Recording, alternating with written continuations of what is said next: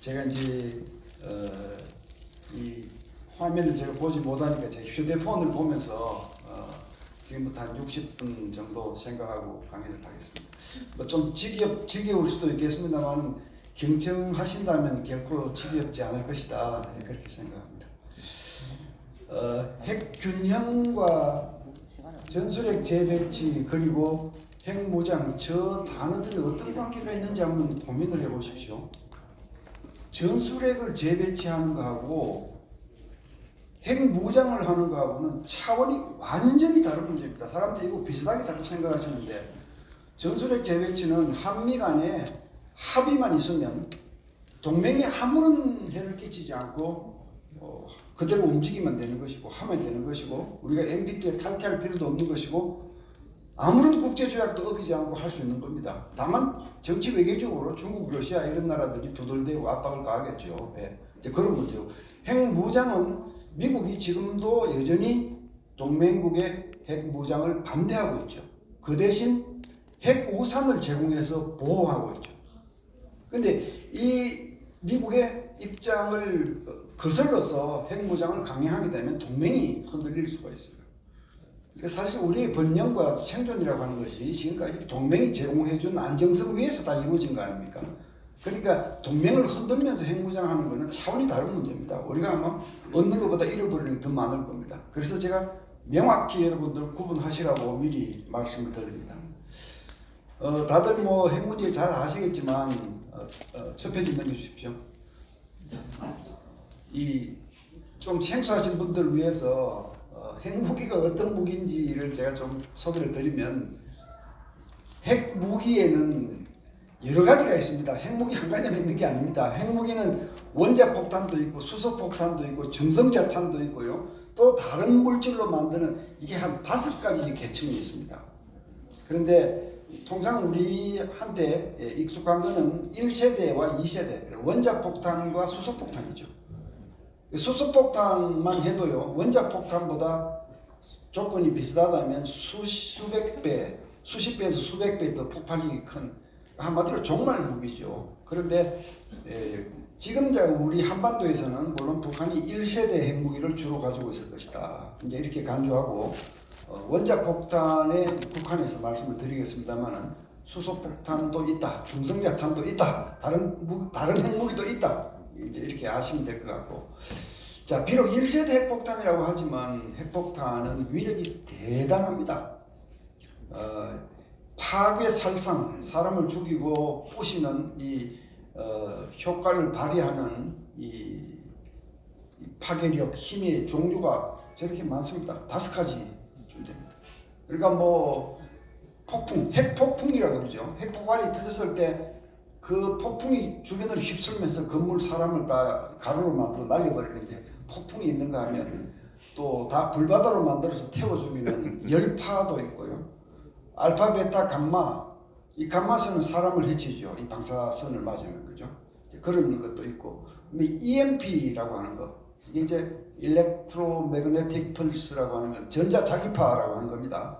네, 핵폭탄이 터지면 전자자기파도 동시에 발산이 되는데 이 파는 사람들이 처음에는 몰랐어요. 원자폭탄을 만든 사람들도 처음에는 몰랐어요. 이게 발산되는 줄. 근데 이거는 어떤 역할을 하느냐 하면 반도체 칩이 들어있는 모든 용품들을 다 작동 불능 상태로 만들죠. 그러니까 뭐 휴대폰, 자동차, 냉장고, 세탁기, 통신, 컴퓨터, 인공위성 몽땅 다 작동 불능 상태. 그러니까 한반도 상공에서 위력이 큰 원자폭탄이 터져서 EMP가 발산되면 일시에 교통이 다 두절되고 소위 일렉트로니컬리 암흑 시대가 온다는 거. 이런 거 참 무서운 겁니다. 그다음에 이제 나중에 그 자리에서 있지 않아서 멀리서 보아서 생명을 부지했다 하더라도 원자병, 낙진 이런 게 또 나중에 2파, 3파로 다가오는 거죠. 그래서 핵무기는 이렇게 무서운 무기인데 지금 한반도에서 북한이 이 무기를 가지고 우리를 위협하고 있는 아주 절박한 상황이다. 이렇게 정리할 수 있겠습니다. 자, 다음 페이지 가겠습니다. 북한의 핵 특급은 결코 멈추지 않는다. 참 제 개인적으로 이게 참 한이 맺힌 얘기입니다. 저는 89년도에 박사학위를 받고 들어와서 곧 국방연구원에서 이 전문연구위원으로 활동을 시작했는데 마침 제가 들어올 때 그때 북한 영변의 핵 단지가 이 프랑스 상업 위성의 사진이 찍혀가지고 북한이 영변에 심상치 않은 일을 한다 이게 세상에 알려진 겁니다. 그러나 북한이 핵 개발을 시작한 것은 1953년 한국 전쟁이 끝나면서부터 한 겁니다. 우리는 이걸 이제 다 배워서 알죠. 북한이 그때부터 사실 핵무기를 만들겠다는 결심을 김일성, 김정일, 김정은 대를 이어서 이어왔는데 우리는 그때부터 북한은 이 작업을 결코 멈추지 않는다. 우리는 북한 사람들이 입으로 얘기하는 입술로 나오는 말을 보고 판단하는 것이 아닙니다. 북한의 구조나 그 사람들이 처한 환경을 보고 결론을 내리는 거죠. 북한의 핵무기는 우선 김일성의 유언입니다. 북한 창건자인 김일성의 유언을 거역하는 신성모독이죠. 북한에서. 그 다음에 북한에 있어서 핵무기는 체제 유지를 위한 상징물이고 선전수단이죠. 어버이 수령님이 위대하신 업적 아닙니까?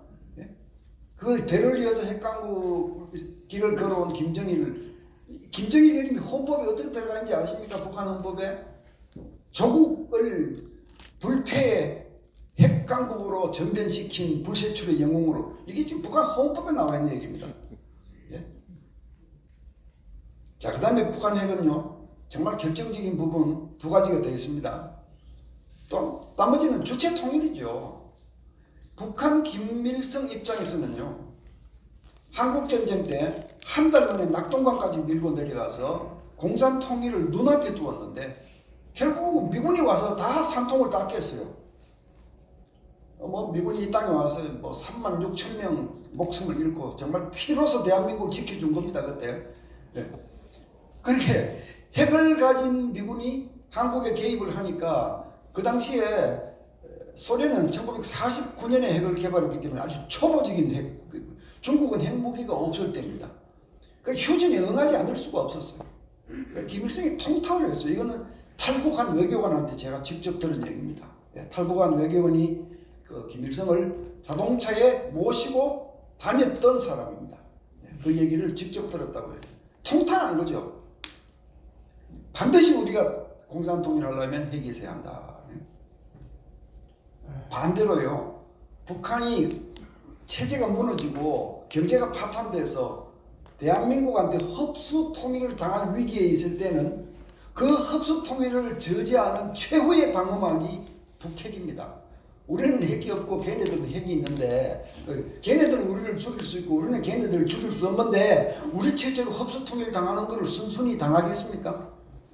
그러니까 자유민주주의 통일을 저지하는 최후의 방어막이 역시 또 북핵입니다. 마지막 이거 정말로 명심하셔야 됩니다. 북한의 핵은 한미 동맹을 무력화시키는 겁니다. 이 한미 동맹을 무력화시키지 않고는 남침도 할 수 없고 국제 통일도 할 수 없다는 거.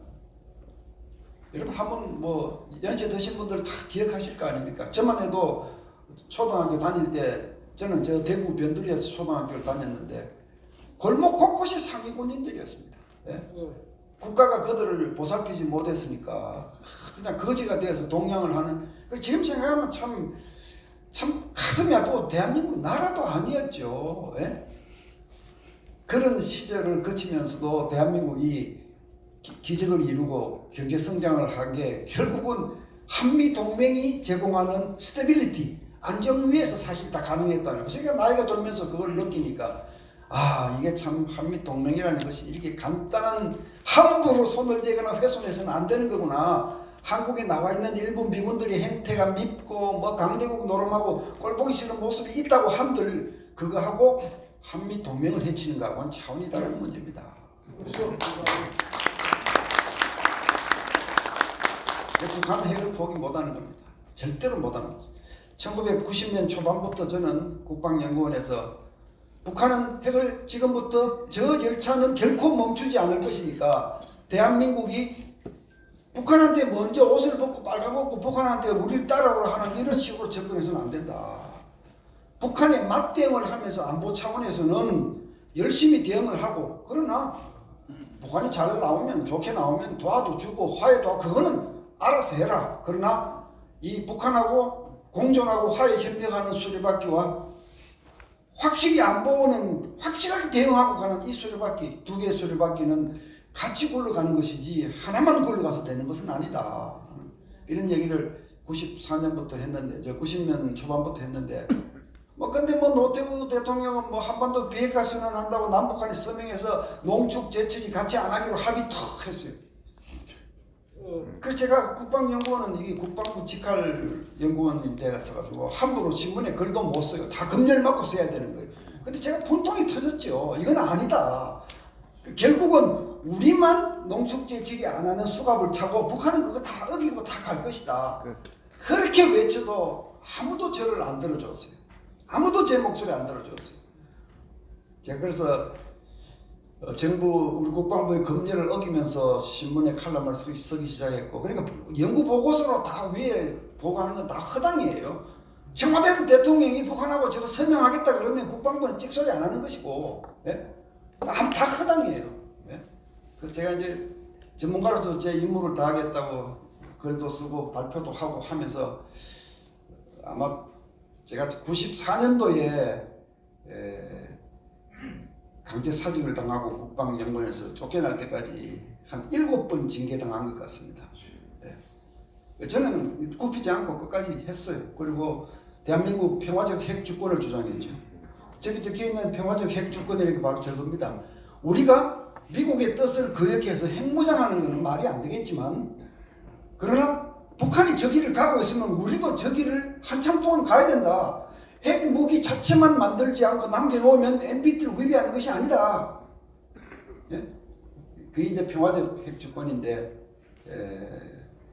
아무도 제 말을 듣지 않았습니다. 특히 정치하시는 분들, 정말 참 웃기는 분들입니다. 대한민국 정치하시는 분들, 정말 한마디로 웃기는 분들입니다.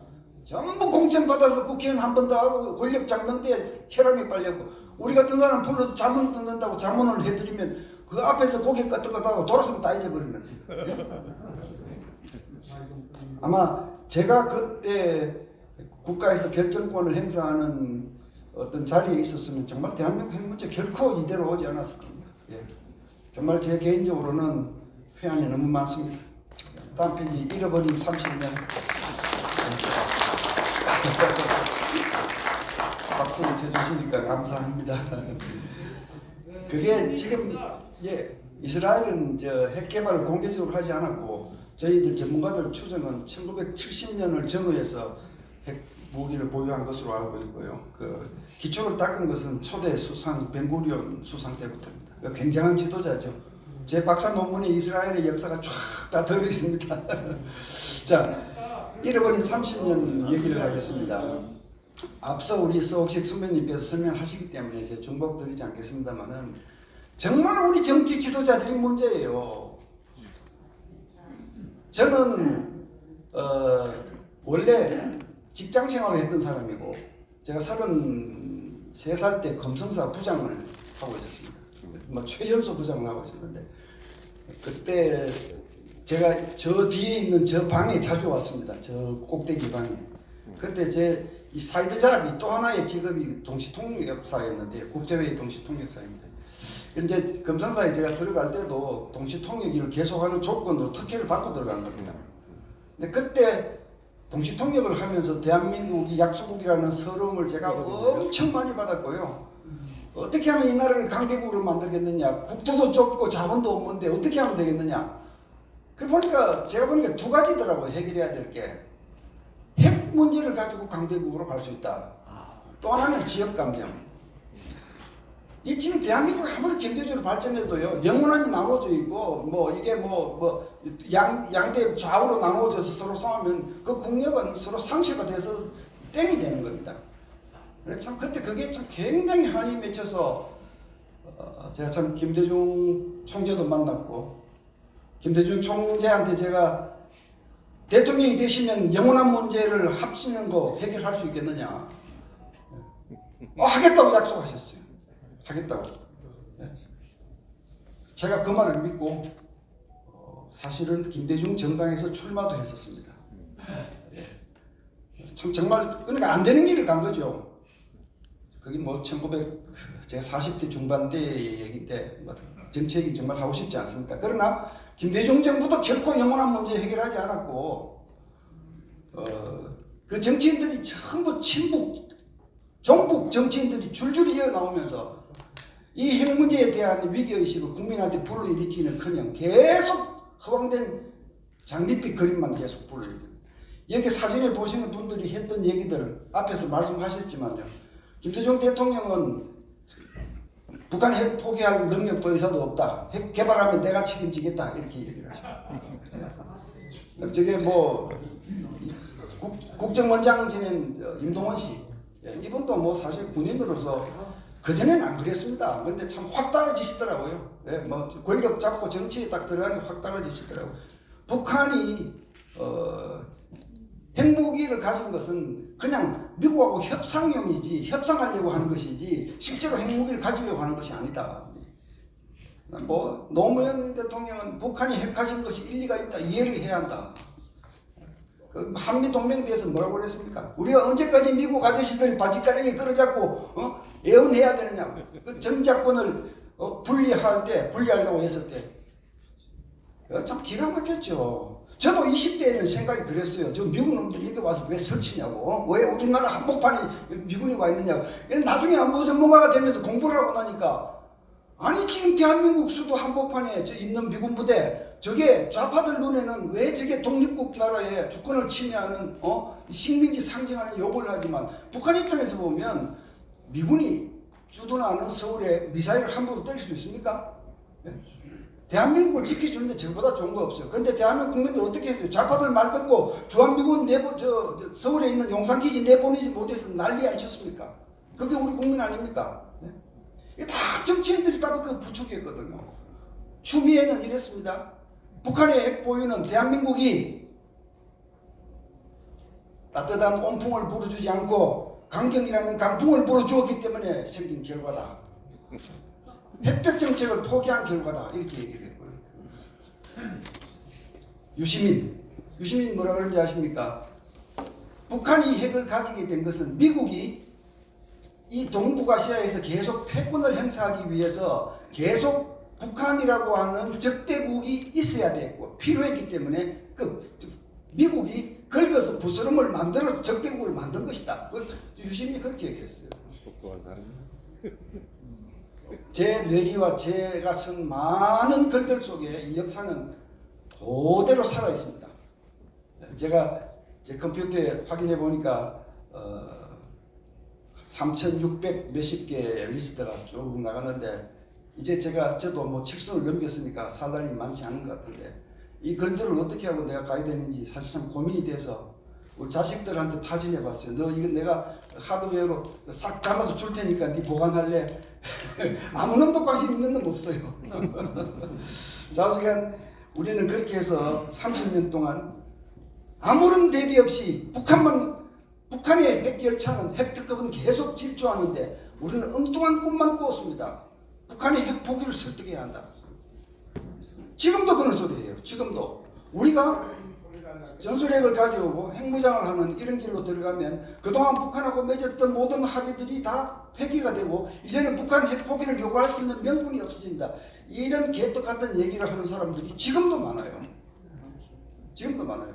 그래요. 북한이 그 합의들을 다 몽땅 다 어기고 자기들은 오만 무기를 다 만들어서 대한민국을 죽이겠다고 협박하고 이런 와중에 우리만 바보처럼 그 합의들을 계속 붙들고 지키면서 망국의 위기를 맞이해야 한다. 이게 지금 제정신을 가진 사람이 하는 얘기입니까? 맞습니다.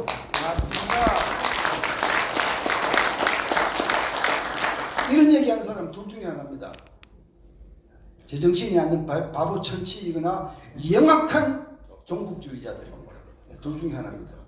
자, 우리는 그렇게 해서 30년 세월을 허송했습니다. 오늘날 그럼 북핵 위협은 어디까지 왔느냐? 그 다음 페이지에 이거 제가 뭐 논문으로 발표문으로 수없이 분석글을 써냈습니다. 오늘 이 자리에서 반복하지 않겠습니다. 이거 하면 또 뭐 시간 다 갈 겁니다. 네, 이렇게 이해하시면 됩니다. 북한의 핵은 양적 질적으로 엄청 정강했고 거기다가 핵 전략까지 매우 위험하게 발전했다. 이렇게 이해를 하시면 됩니다. 뭐 양적으로는 뭐 지금 정보기관들은 뭐 90개 이상 이렇게 핵무기 숫자를 그렇게 추정하기도 하고요. 질적으로도요. 사실 저희도 아직 북한이 수폭을 운용할 만큼 가지고 있는 단계로 가지고 있는지는 잘 모르겠습니다. 그리고 어쨌든 핵무기가 90개 정도가 될 수 있다. 뭐 이런 추정이 과연 틀리지 않을 것이고 북한의 투발 수단들, 미사일들 이런 걸 보면 아주 영악하게 대미용과 대남용으로 딱 나누어서 개발하고 있습니다. 그러니까 대륙을 건너가는 장거리 대륙간 탄도탄은 미국을 협박하는 용도고요. 화성 17, 화성 16 뭐 이런 것들입니다. 그다음에 단중거리, 뭐 사거리가 500km, 600km, 뭐 1000km 미만 이런 거는 한국 또 일본은 위협.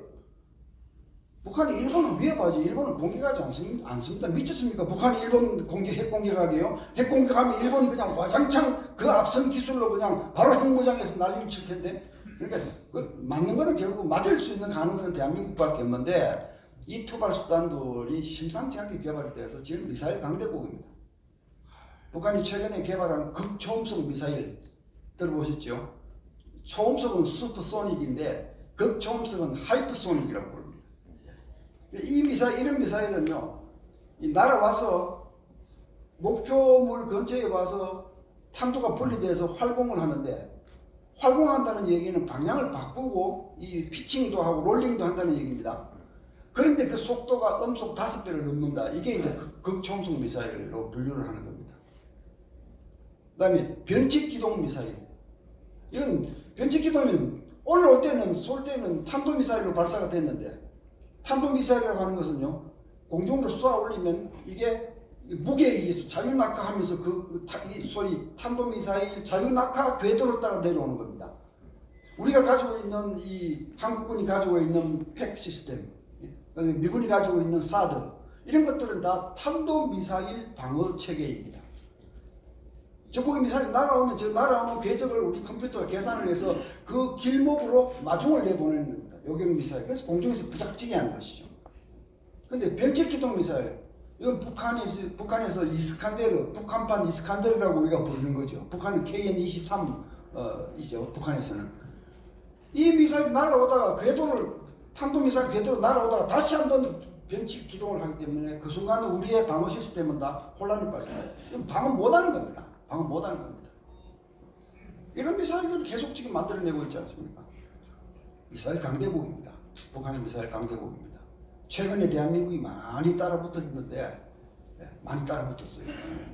역시 북한은 미사일 강대국입니다.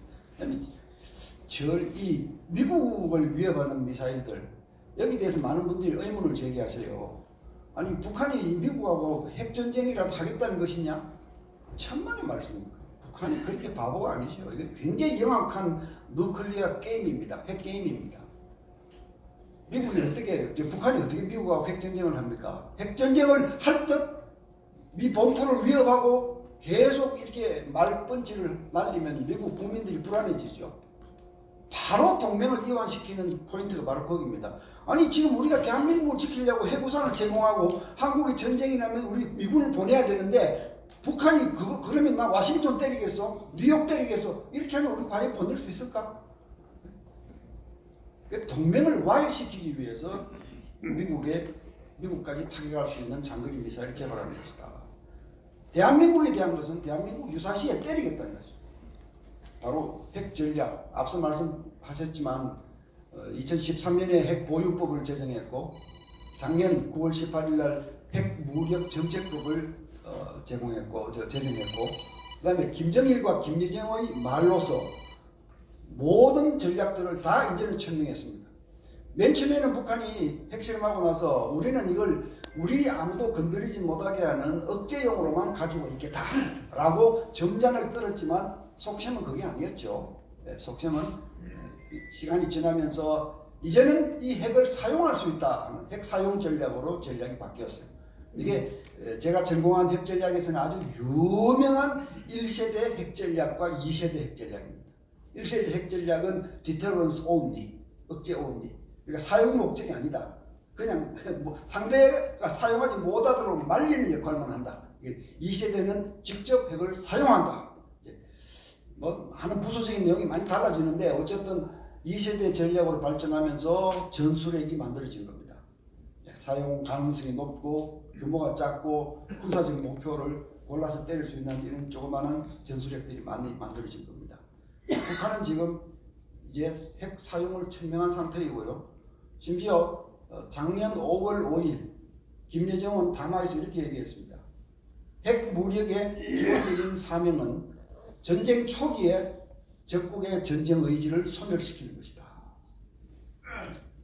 끔찍한 얘기죠. 전쟁 나면 초기에 대한민국 향해서 핵 쓰겠다는 겁니다. 그다음에 핵 무력 정책법 제5조에 보면 이렇게 되어 있습니다. 우리 조선민주주의인민공화국은 비핵국이 핵을 가진 나라와 야합해서 우리에게 적대하지 않는 한 그 비핵국에 대해서는 핵을 사용하지 않는다. 이게 착한 얘기로 들리십니까? 똑같이 제가 이걸 패러프레이징을 하면요, 같은 말로 이렇게 말을 바꾸면 이겁니다. 대한민국이 비록 비핵국이지만 핵을 가진 미국과 동맹국이기 때문에 한미 동맹 차원에서 우리를 적대하면 그 대한민국을 때리겠다, 그 얘기거든요. 사람들이 이걸 해석을 잘 못해서 굉장히 북한이 그렇게 점잖은 얘기하는 걸로 착각하시더라고요. 북한의 핵무기는 양과 질 전략 면에서 위험 수비를 한참 넘었다. 넘어도 한참 넘었다. 우리 지금 오늘 하고 있는 전술핵 재배치 핵무장 이 논의는 10년 전부터 본격화되었어야 돼요. 많이 늦었어요. 많이 늦었어요. 예, 다음 페이지.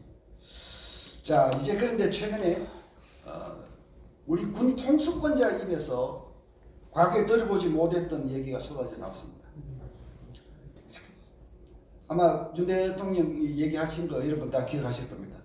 조선일보하고 인터뷰를 하면서 미국의 핵 전력을 한국과 미국이 공동으로 기획하고 연습하는 방안을 논의 중이다 이렇게 얘기해요. 그다음 이어서 국방부 외교부 업무 보고에서는 우리가 전술핵을 재배치할 수도 있지만 만약 필요하다면 짧은 시간 안에 우리 기술로 핵 보유할 수 있다.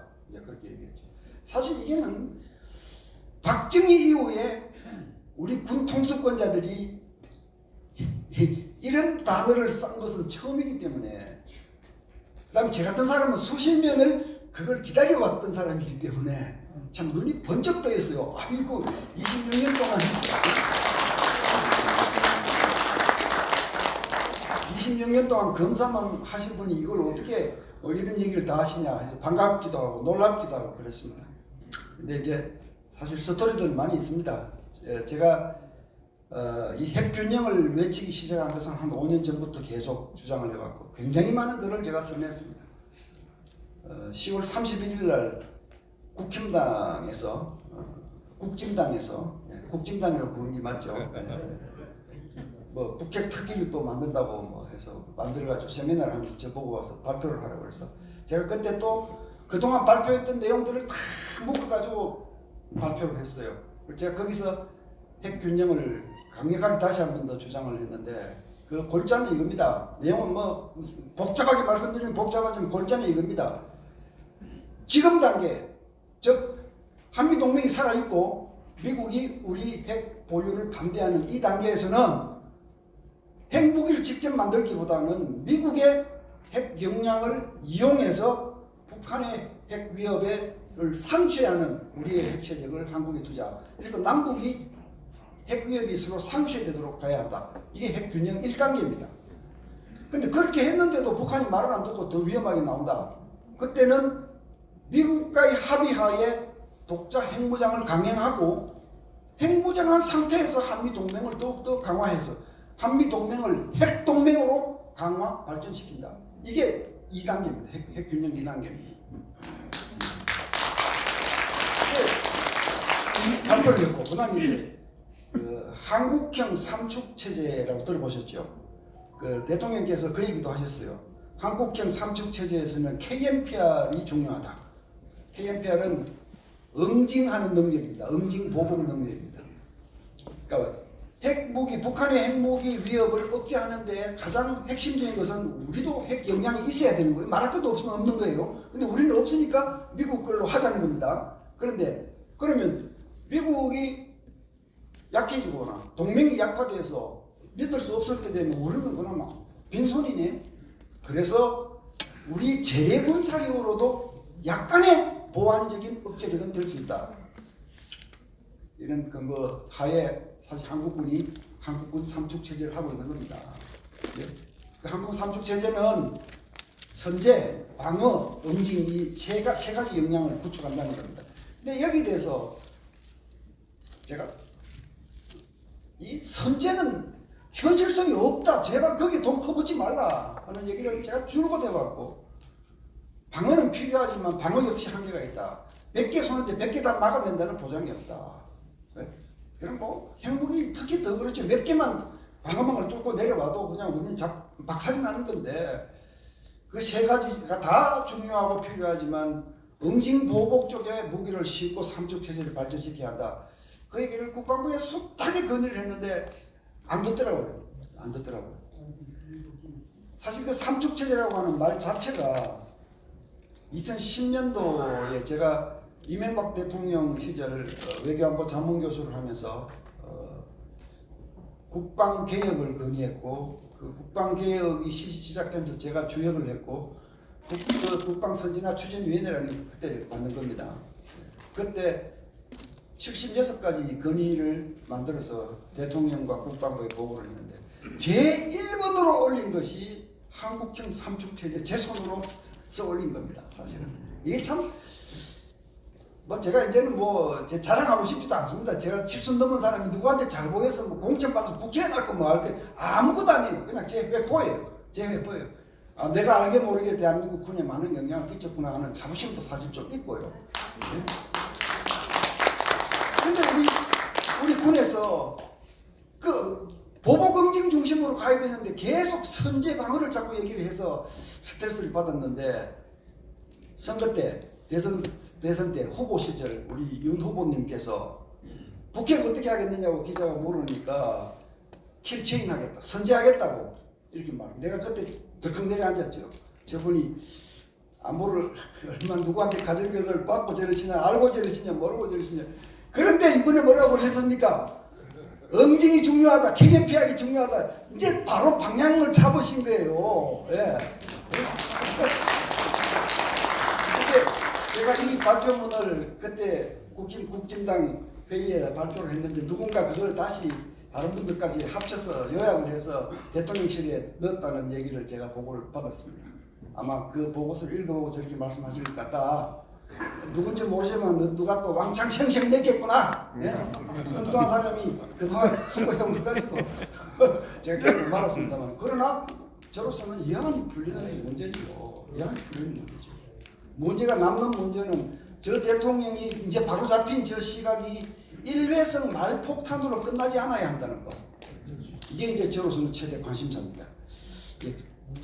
다음 페이지 넘겨주시죠.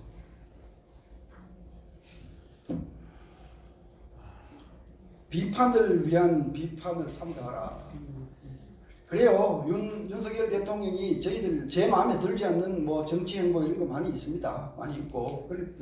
그러나 저는 안보 전문가이기 때문에 안보 노선이 명확하고 우리 국방력 강화, 북한에 대해서 원칙적 대응, 한미동맹 중시, 일본과의 안보 협력 인정, 뭐 이런 일련의 방향들이 제 마음에 쏙 들기 때문에 이 부분에 대해서는 제가 적극 지지를 하려고 합니다. 근데 아직도 우리 정치권 일각에서는 비판을 위한 비판을 계속 하는 사람들이 많이 있는데요. 한두 가지 예를 들면 우리 정의당 국회의원 하신 김종대 전 의원께서 윤 대통령이 얘기한 것은 군사적 망상이다. 웃기는 소리 하지 마라.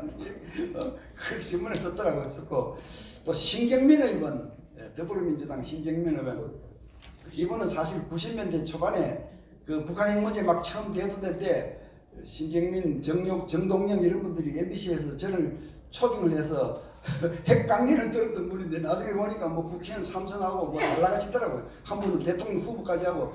근데 그때는 안 그랬어요. 그런데 하여튼 정치판에 들어가고부터는 진영 논리 속에 갇혀가지고 이번에 윤 대통령 발언에 대해서도 극소수 강경파들을 환호하게 하는 정치적 발언이다. 인터뷰하는 걸 제가 들었죠. 여기 대해서 제가 그 개인 신경민, 개인 김종대에 대해서 제가 뭐 반박하고 싶지 않습니다. 개인적으로 뭐 저도 그분들 좀 알고 그런데 제가 데이터를 통해서 말씀드릴게요. 지금 여론조사들이 쏟아지고 있지 않습니까? 그 중에 제 손으로 모 여론기관의 의뢰를 받아서 서문을 질문지를 작성한 것도 있습니다. 네, 핵 문제에 대해서 제가 이제 핵을 전공하고 있으니까 저한테 자문을 와서 제가 써준 것도 있습니다. 근데 이런 여론조사들을 쭉 보면요, 북한이 핵을 포기할 가능성이 없다라고 생각하는 국민이 80%입니다. 예, 대개 80%입니다. 한국이 핵무장을 해야 된다라고 하는 사람들이 70%입니다. 예. 이게 극소수 강경파만을 환호하게 하는 발언입니까? 국민의 여망을 대변하는 발언 아닙니까? 국민의 여망을.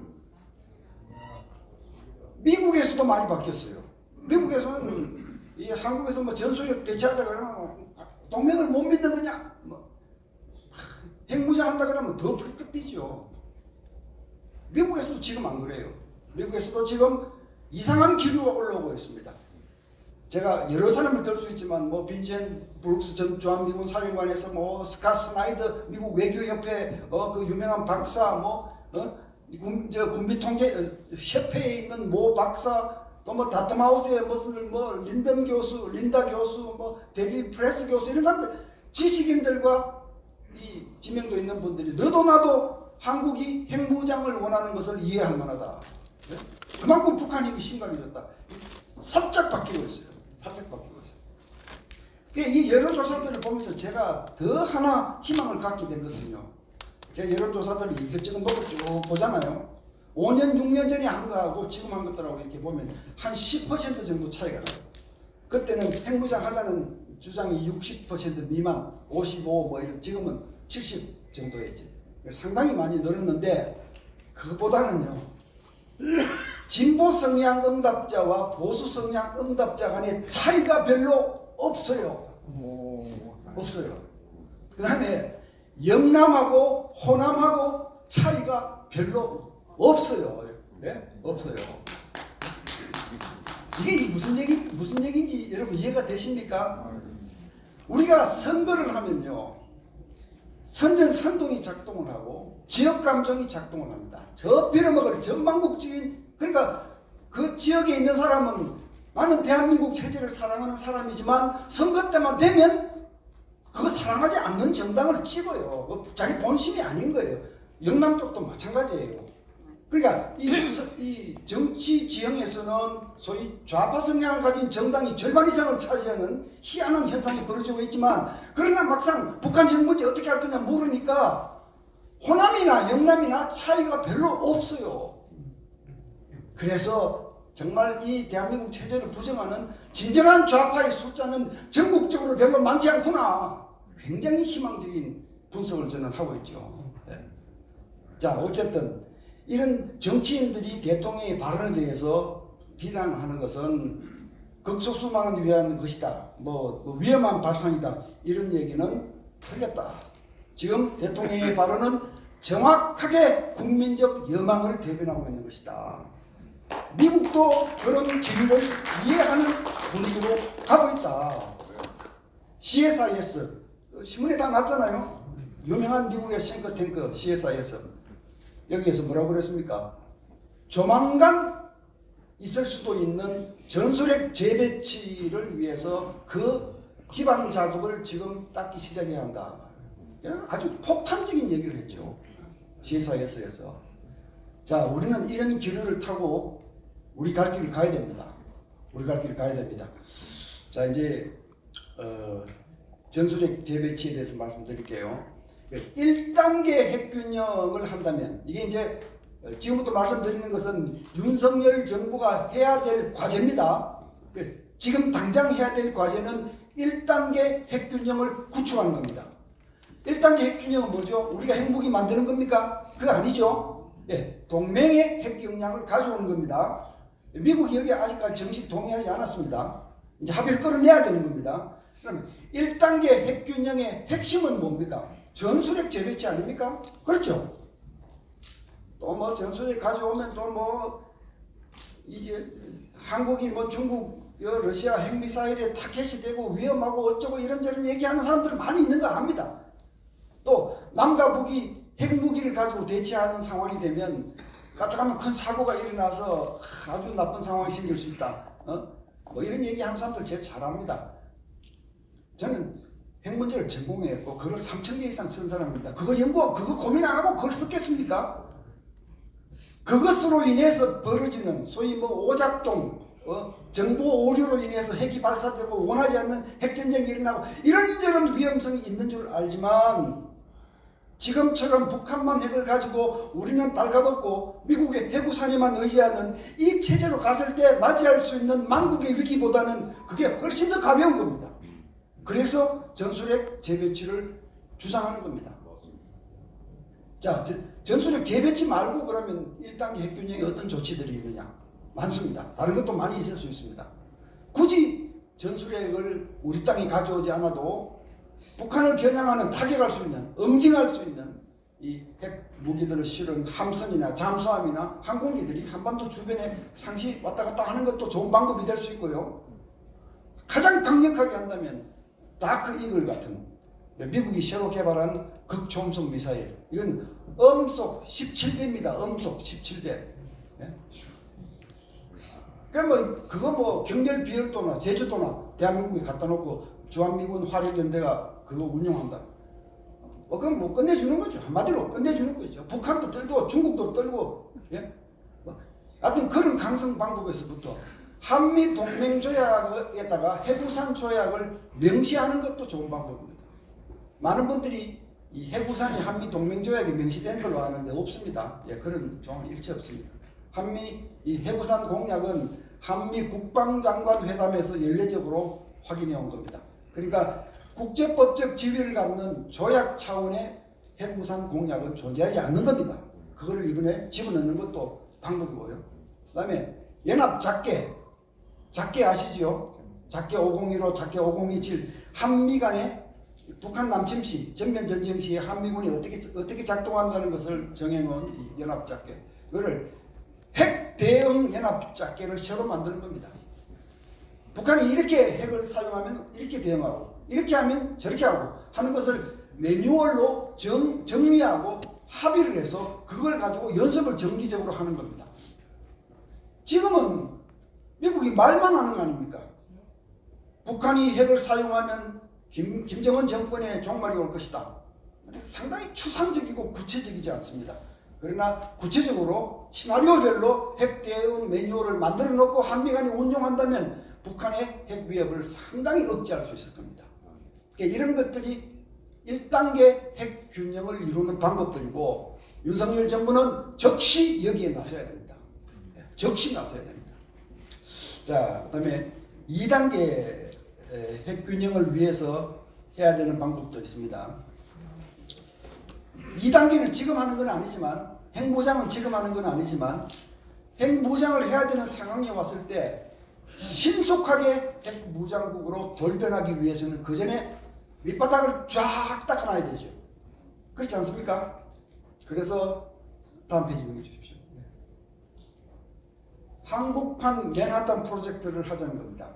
한국판 맨하탄 프로젝트. 맨하탄 프로젝트 처음 들어보신 분 많으시죠?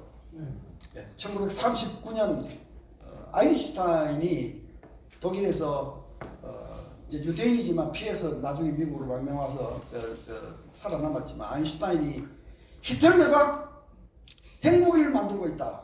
만약 히틀러가 이걸 먼저 만들면 전 세계는 히틀러의 탱크 밑에다 전복되는 것이다. 그러니까 루즈벨트한테 편지를 쓰는데 루즈벨트가 또 그걸 중요성을 알아봤어요. 그 당시에 독일, 일본, 미국 세 나라가 핵무기 연구를 하고 있었는데 다 고만고만하게 그냥 시큰둥하게 했어요. 그 중에서 제일 멀리 나간 거는 독일이 제일 멀리 나갔어요. 그런데 독일은 뭐 미국이 핵무기 뭐 우리보다 먼저 만들겠어 이러고는 속도를 안 낸 거죠. 루즈벨트 편지 한 장에 아인슈타인 편지 한 장에 루즈벨트가 저 프로젝트를 창설을 했고 저기에는 미국, 영국, 캐나다, 프랑스 이런 핵 박사들이 쫙 결집을 시켜서 미국 안에 여러 개의 국립 핵 연구단지가 있습니다. 거기에 분산해서 쫙 분담을 했죠. 당신은 농축을 해서 고농축을 하는 걸 만들어라. 이 연구소는 플루토늄을 만들어라. 이 연구소는 핵탄을 설계하라. 이 연구소는 투발 수단을 만들어라. 쫙 해서 1941년부터 시작돼서 45년에 마감하면서 3발의 원폭을 만들었습니다. 그 중에 하나는 미국 뉴멕시코주에서 핵실험을 해서 이게 진짜 터지는 건지 한번 보자 해서 핵실험을 했습니다. 제가 강의하면서 이 뉴멕시코주에서 핵실험을 했다 그러면 어떤 분들은 왜 하필 멕시코에 가서 했느냐고 이런 사람이 있습니다. 뉴멕시코는 미국의 주 이름입니다. 자, 그 나머지 2개는 뭐였습니까? 히로시마 하나, 나가사키 하나 떨어뜨렸잖아요. 그래서 전쟁을 종식시킨 겁니다. 대한민국도 이 맨하탄 프로젝트를 착수해야 합니다. 미국이 반대할 수는 있지만 돌파할 수 있습니다. 왜? 핵무기 자체를 생산하는 건 아니기 때문에. 핵무기 자체를 생산할 때는 당신들하고 합의를 전제 조건으로 하겠다. 그러나 그 이전까지는 다 하겠다. 요거 하는데 NPT 탈퇴할 필요 없고 국제 제재 받을 이유도 없고 아무것도 없습니다. 법적으로 아무것도 없습니다. 이거 해야 됩니다. 이거 해야 됩니다.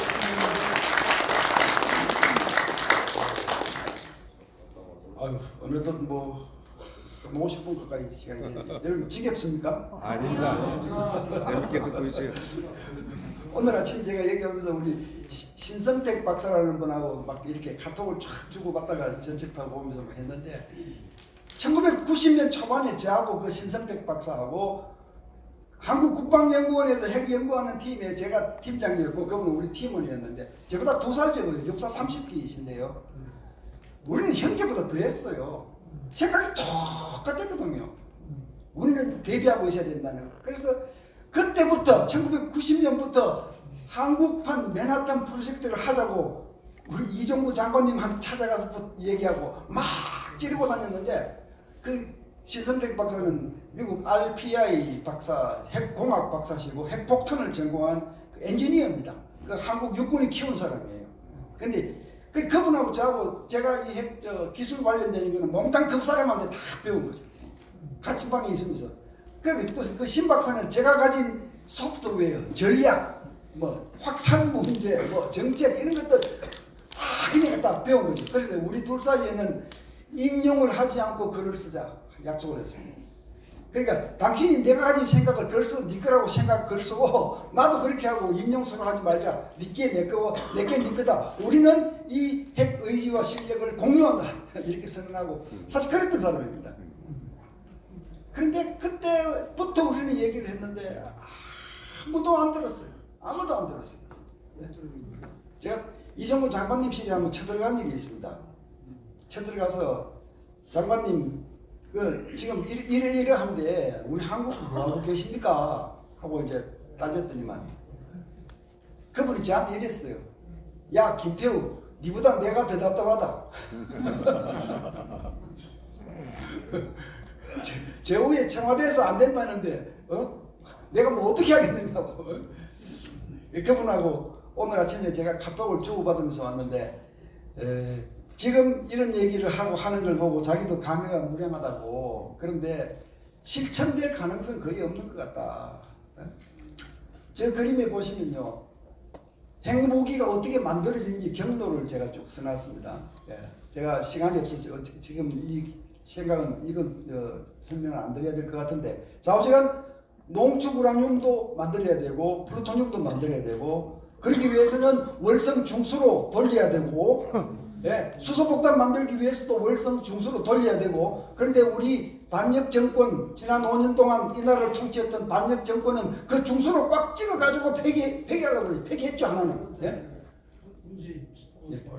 그러니까 저런 작업을 통해서 핵탄 설계도 하고 기폭장치도 만들고 핵폭탄이 들어가는 고성능 폭약도 개발하고 핵분열 물질도 만들고 만들어지면 이거 실어서 날려보낼 미사일도 준비하고 이런 작업들을 지금 착수하라.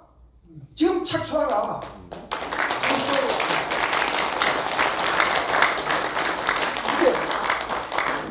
이게 지금 윤석열 정부가 해야 되는 두 번째 과제입니다. 이게 두 번째 과제. 이거 하기 위해서는 최고 통치자의 의지가 있어야 됩니다. 적어도 박정희 대통령이 가졌던 애국 의지의 10분의 1 정도는 있어야 됩니다.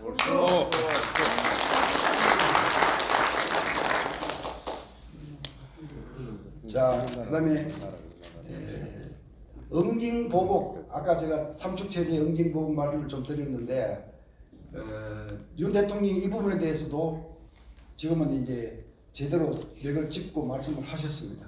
그런데 후보 때는 선제 공격하겠다, 킬제하겠다 그러셨다가 지금 와서는 또 이제 응징보복하겠다. 최고 통치자가 군 통수권자가 그렇게 앞뒤가 서로 다른 헷갈리는 얘기를 해서는 안 되죠.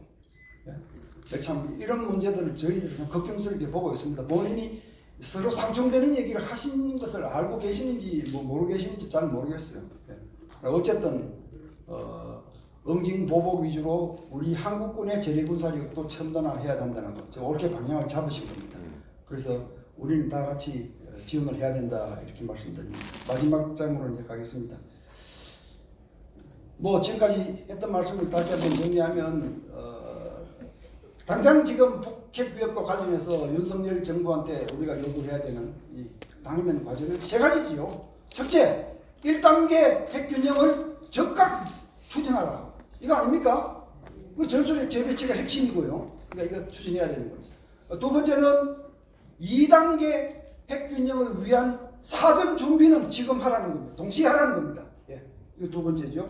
세 번째는 한국형 삼축 체제에서 응징보복 위주의 첨단화를 하라. 이거 하기 위해서는 국방 개혁도 해야 되고요. 문재인 정부 동안에 문재인 정부의 친북 종북 기조에 발맞추어서 대한민국 군대를 약소 지향형 군대로 국방 개혁이라는 이름을 통해서 그렇게 해간 소위 똥배들 다 몰아내고 인적 쇄신도 해야 됩니다. 예? 대한민국을 고개 숙인 군대로 만든 사람들, 이 사람들이 지금도 지휘부에 앉아 있어서는 안 되는 겁니다. 예?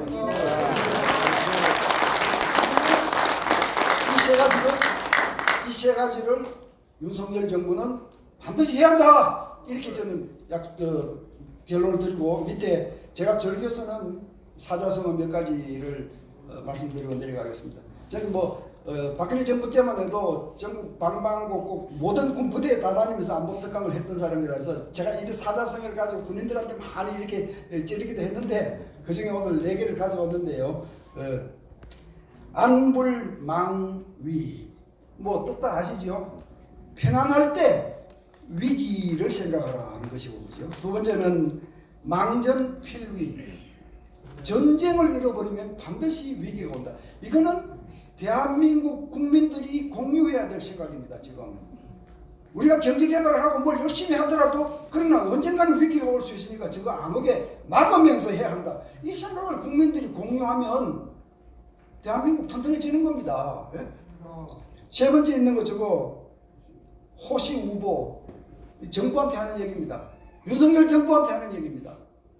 호랑이 눈으로 보고 소그름으로 걸어가라. 이 얘기는 무슨 얘기냐면 모든 위험성, 위기, 현실은 명쾌하게 정확하게 보되 우리가 당장 할 수 있는 것과 할 수 없는 것이 있기 때문에 당장 할 수 있는 것부터 뚜벅뚜벅 우직하게 밀고 가라. 이런 뜻입니다. 이 핵 문제와 관련해서 지금까지 제가 말씀드린 게하고 딱 맞아 떨어지는 거죠. 예, 당장 핵무장은 조금 내려놓더라도 그 말고는 다 하자는 겁니다. 지금. 예. 마지막으로 항제 전장 우리 대한민국 군인들한테 드리는 말씀입니다. 예, 여러분은 항상 전장에 있다는 생각으로 군 복무를 해야 됩니다. 지난 5년 동안 대한민국은 나이롱병 군대가 됐습니다. 예. 행정 공무원 월급 받고 진급하는 것이 전부인 행정 소위 공무원들이 됐습니다. 예?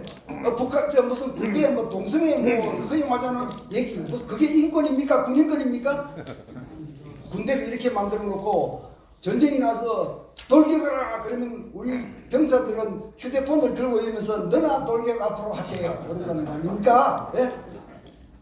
다시 대한민국 군대를 동북아 최강 군대로 다시 만들어야 합니다. 벌써 예, 여러분 경청해 주셔서 감사합니다.